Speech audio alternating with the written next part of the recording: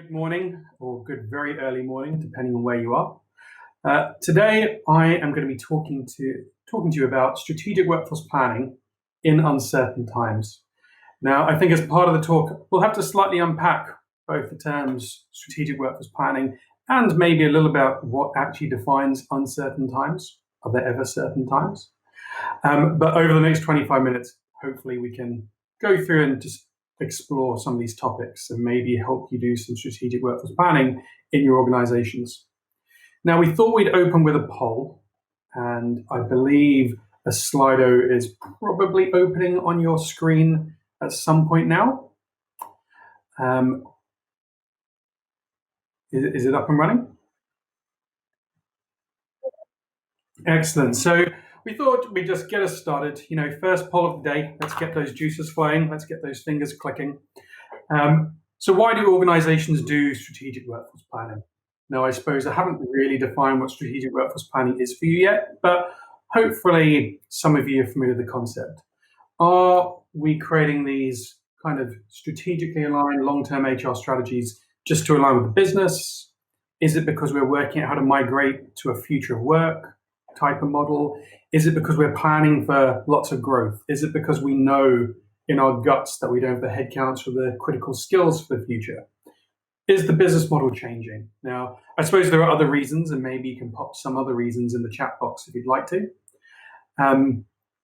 But it would be great if you could just click a few times and let us know what you think. And I've just realized, Teresa, that I can't see the results, so you might have to tell me which one is the most popular result once the answers start flooding in.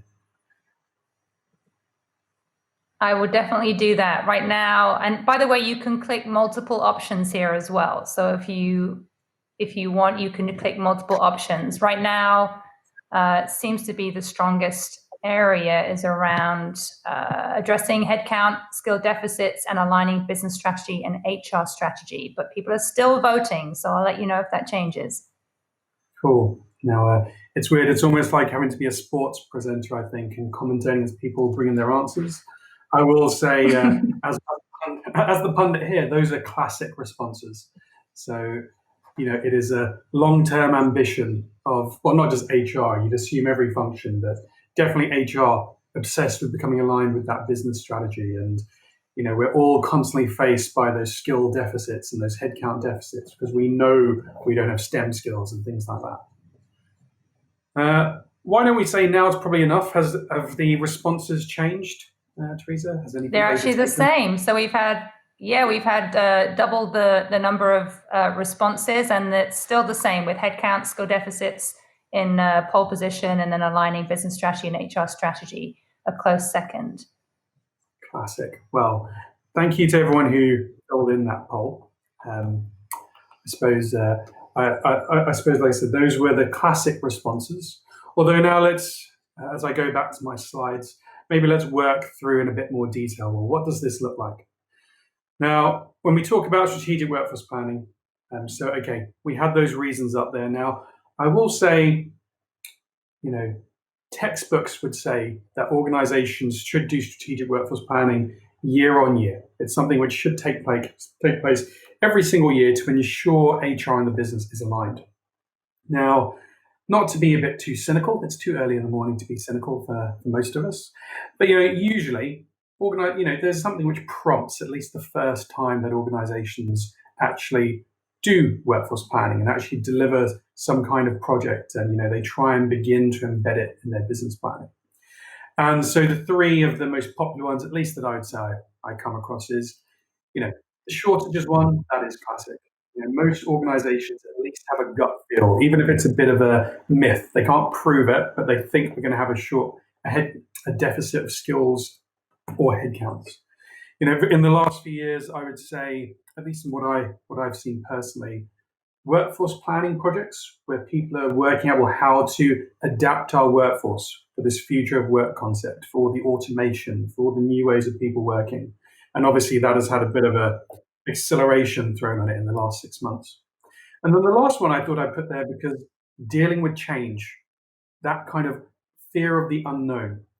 If you look back, and I'm going to reference some strategic workforce planning projects from 2008 during the during the financial crisis and around that period of time. Companies faced with not existential threats, because most companies aren't planning to die or disappear, but they are looking at an uncertain future, and they need a way of quantifying and qualifying and planning for that. And a key thing that I think it is worth thinking about, and this is where I said unpacking this idea of what is an uncertain future. I mean, in my opinion, the future is always uncertain. If the future was ever certain, your business is, well, you're probably the most profitable business or the best operating business in the whole world. The future is always uncertain. And strategic workforce planning, especially in the way that we're going to talk about it today, it's going to be the process where we can digest some of that risk of the future, and it's going to enable us to create long-term HR strategies that are plausible and that are anchored in what the business wants to do in the future, ensuring that HR is there on the way. This seems a good point to highlight that there is that question box on your monitors right now, and a comment stream. So if you would like to put some questions in at any point, or if you want to make any comments, Teresa, I'm sure will let me know if there's any urgent questions that come in. But please feel free to put them in there. I guess I am talking at you for a bit, but I'm very happy to respond to questions as they come through. Now, strategic workforce planning, and to be honest, like lots of things in this world, can be a bit buzzwordy, and it's easy to say, let's talk really high level, but never really talk about the outputs. I figured for this presentation, why don't we just start with, well, what could the output of a strategic workforce plan look like in this day and age, in this uncertain world we're in? And I guess it's easiest for me to just use 3 in Strategy as my fake business. Now, none of the data I'm going to show you is real. 3 in Strategy is not as big as the charts will imply in a moment. But it makes it easier for me to talk and maybe convey to you exactly what strategic workforce planning outputs might look like before we talk a little bit about just some hints and tips for the process at the moment. So, okay, I've got my little template on the screen, and I figured, well, why don't we just start with,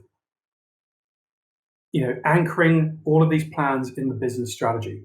Of all the things that you're going to do, this will be one of the first things. If any of you have done strategic workforce planning, then you will know this, and you will hopefully agree with me. If you've never done it before, this is one of the keys to success. No matter what you do, you need to try and anchor it in what the business is trying to achieve. HR and its people, whatever we do, we're enabling business delivery. Now, in one of the next few slides, I'm going to talk about exactly how we come up with the different scenarios. But for the example that I'm going to do today, let's pretend that I am doing a strategic workforce plan for 3 in Strategy at the moment. Over the next 5 years, I'm going to say there are 2 possible ways that this world could go. And multiple factors will contribute to each strategy, but let's go with the simplest one for us all to understand today. In my perfect situation, what I assume we all probably hope and wish, I'm expecting that within the next 12 months, somebody invents a vaccine, COVID fears within 18 to 2 years become a thing of the past, and we return to growth and everything goes back to what it was, pre-March. Whereas on the flip side of that coin, let's say I'm a little bit more pessimistic. I think, well, actually, there are some fundamental flaws, and it's a genuine permutation. Things could bounce back, or things could keep going like this for the next few years. And it will take a few years to start seeing those signs of growth. Now, if I split myself into 2, I'm going to be a bit schizophrenic for you guys here today. HR Nigel has got this approved by Business Nigel. Business Nigel said, yes, this is what we're planning for. So HR Nigel can now go off and say, well, this is what I'm going to build my HR plans around. Now, in strategic workforce planning, you would normally say we're going to plan for the critical skill sets for the future. We can't plan for everyone, but there are some people or some skills, some job roles that are critical for delivering business now and delivering in the future. Now, you'll have to go through a process, and obviously we can't cover everything today, but what I would be saying to you is there's a good chance, I would say, that roles that you think are critical now, COVID hasn't changed that. Roles that will be critical in the future, that you thought would be critical if you've been doing this in February, probably, you're still going to see the same shift. People analysts and strategists will always be critical for what we do. Maybe we're shifting from statisticians to data scientists over time, and presumably, everybody on here is familiar with these roles enough that I don't need to explain them.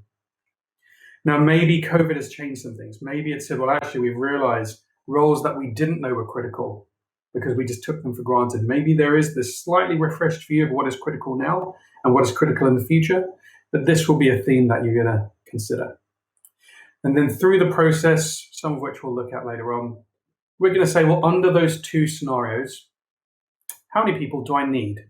So I'm calling my scenarios quick return to growth, slow return to growth. They reflect, what I'm anticipating. And of the 500 and something-ish people that I've got right now, how many will I need of these critical people in the future? And these are the two parameters that, in my worst case scenario that the business is planning for, this is the minimum of what I need to be able to produce as the HR leader of my business. The red line, the lighter red line, the quick return to growth, that's the upper end. And so if I'm able to do my job, I should be trying every year to get my current populations within those two lines. That is the goal. And it's worth referencing for any of you who haven't seen this before, these are similar ways to how your business is also planning what it does. Now, in comparison to what those two demand lines are, we've got our supply lines. That is to say, looking at what I've currently got, my current headcount of the critical people, and how many people are left over time. And then the last thing I'm going to do is I'm going to look at all strategies and using a combination of analytics, which again, I'm assuming everyone's happy with here, we're going to be able to say, well, this is, of all the top 20 strategies I could have done, here are the 5 I'm going to pick. And here is, with facts, with evidence, with the ability to communicate the risk and how we're mitigating the risk, this is how the recruitment strategy that I'm going to invest in will impact my population over this period of time. And the last thing I'll say before going on to the next slide is, usually strategic workforce planning, you don't want to do it as a one-off project. We come back in 2021 and we have the option to tweak things, to say, are the factors we had last year still relevant? Are we on time? Are we on target or not? And therefore, we have a way of working our way through the future in the same way that the business is working its way through the future. Now, I don't want to spend too much time on this one because if I'm honest with you, I personally think strategic workforce planning, COVID-19 environment or not, you should be going through the same process, but maybe there are some subtle differences. So for example, in a normal time, let's say there isn't lots of pressure on you in a big spotlight. You're usually looking to create 2 scenarios for the future. You're probably looking at 5 years into the future, maybe 10 years if you are in a utility engineering type company, maybe a few like retail and so on, sometimes go less. But let's say on a usual year, the average customer or the average organization is looking 5 years. And let's say a normal project takes 4 to 8 weeks. You'd hope you can get it done quicker, but let's say that is the average timeline if you were going to go and do this normally. In a COVID world, you might be pushed slightly to look at one scenario. And you might be reducing your forecast period. And the reason for these is linked. And that is because at the moment, part of the skill set you will need to develop if you haven't done this before, or part of what you will be doing is you will be working with the business and you need to try and get them to look long term. And anyone who's done this process before knows that sometimes it can be a bit of a challenge. People aren't used to always strategically talking to HR teams. HR teams aren't always used to having that strategic conversation sometimes. Businesses aren't used to being probed and asked questions around why they're doing things by HR people in general. But that will be what you need to do. You need to get people to stop looking beyond those kind of operational, slightly more painful, probably cost management strategies as they go through the crisis. And you will need to get them to think longer term. So even if you can't get them to think 5 years, you need to do your best to get them to think beyond the absolute short term. And that isn't to say that your organization shouldn't be doing that planning, because obviously, everyone is doing that at the moment. But for this particular process, this needs to be slightly separate. It needs to be something where you can encourage people to look longer term. And then in terms of the timelines, let's face it, purely because of the pressure being put on us, the timeframes involved, you're probably looking at a slightly shorter time period. Now, I talked about in my example, I had two scenarios. I had my quick return to growth and my low return to growth. Now, the most important thing about scenario design, now there's different ways of coming up and saying, well, what goes into the two scenarios? How do we decide what goes into it? Now, the key thing is to remember that, firstly, your scenarios will reflect what the business is doing. So it's important to anchor it in that. But also these scenarios, they're going to define exactly what that uncertain future looks like. Rather than saying kind of anecdotally, oh, the future's uncertain, we don't know what to do. At some point, you have to put a line in the sand and say, well, these are the possible futures. And so the output of this part of the exercise, and like I said, this usually happens quite near the start, is you need to come up with these scenarios and preferably looking for those 2 to 3 years away. Now, for those of you who might be thinking, well, the business doesn't know what it's going to do. It's such a crazy time at the moment. What all I would say to you is then all that means is that you will have a wider divergence in your scenarios. You just need to expand the parameters. And remember that next year, presumably when things become a bit more stable, you will refine them and you will reduce the divergence between those two scenarios. And I think the focusing on critical talent and stuff probably makes sense to all of us. We're just looking for the roles and the skills that matter most. And whether or not that's changed with COVID or not is part of the things you'll need to look at. Now, in terms of data, PAFOW, people analytics, we can't not talk about data today. Let's just get some things up on the slide here. Obviously, everything we do should be evidence-based. Now, whether or not that's strategic workforce planning, I would say everything from managing your weight and your diet and your sleep to how you do strategic workforce planning. Let's use some evidence to improve the way that we make these choices. Now, the truth is, the demand forecasting, you can use some numbers to anchor that in the current state, but probably historic data, especially at the moment, is not going to be so much use.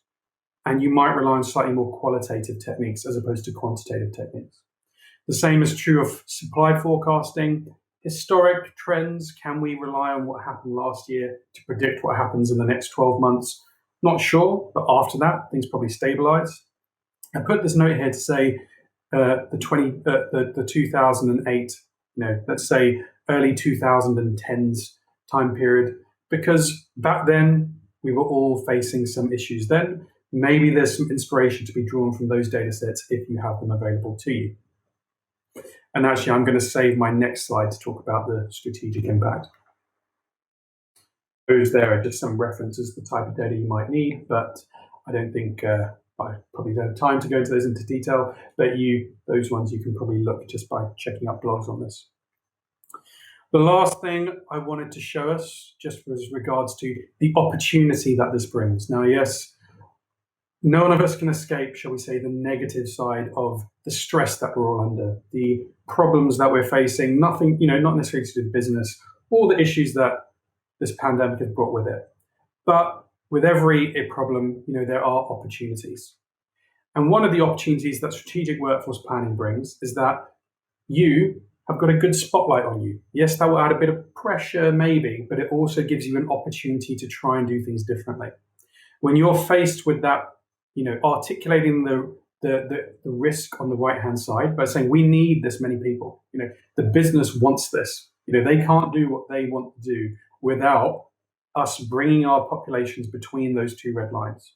So either you can think of any HR or digital strategy and say, well, how does it make sense in this particular world? And those of you who have people analytics teams, whether they're you don't have to be, the predictive, prescriptive end. Any people analytics team can add insight here. What strategies will have what impact? What is the likelihood of it working and what is the cost? And then over time, over the process, this will give you the opportunity to say, well, of all the possible strategies we could have done, these are the ones that are most likely to work. This is what they will cost. This is the likelihood of them happening, and here are the targets, and here's who's responsible for that. And again, when you are able to articulate not just HR strategies, but with these evidence-based facts, with these risk statistics, all tied back to what the business needs, that's when strategic workforce planning is at its best. And so basically at the end of my session, I thought I'd just give some final thoughts, and I'll then ask Teresa if there were any questions that I should be answering now. But final thoughts, you can use this process to show the strategic value of HR. Nothing else is going to be well, I suppose there are other ways, but as a process designed specifically to do this, you will be able to demonstrate HR in its most strategic and valuable sense. You'll be able to articulate exactly why we do what we do. You'll be able to prove the facts. If you need to, operating with that wider margin of error, which is how I'm going to divide this, that's how I'm describing those diverging strategies. Yes, there are more unknowns at the moment, so there's just a little bit more that you have to plan for before you come back. And remember, you're doing this every year. You're probably checking in more often than that, maybe in some cases. You can come back and refine that over time. And then the last one I thought I'd put here, I don't normally include kind of fairly type things in what I present, if anyone's seen me present before, but I really like this concept of people data for good. If you can get your businesses to look longer term and stop being purely short term reactionary in their thinking, well, I'm not saying you definitely can do this, but I would hope that there is a chance that you will be able to get them to think longer term, which maybe will create some benefits for you, but also some of your colleagues, to help all of us get through what is one of the strangest and one of the weirdest and uncertain times to get to at the moment. Teresa, are there any questions or any comments that you think I should be responding to? Does that sound? Any questions from yourself or? Thank you, Nigel. Thanks so much for sharing your insights. We do have a question, and this is, can you hear me okay? I can hear you fine, thank you. Great. So we do have a question, and this is from Troy, and it kind of speaks to the theme, but also that last comment that you made around reactive versus proactive. Troy was asking, do you feel that most HR leaders are too in the business to analyze what's going on, so it forces them to stay in a react mode? I think there is a risk. I suppose this will depend very much on the organization and, let's say, your HR culture. There are a lot of organizations where HR is very reactive. It's almost panicky in its response to what the business wants, because that's the way that historically HR is used by the business.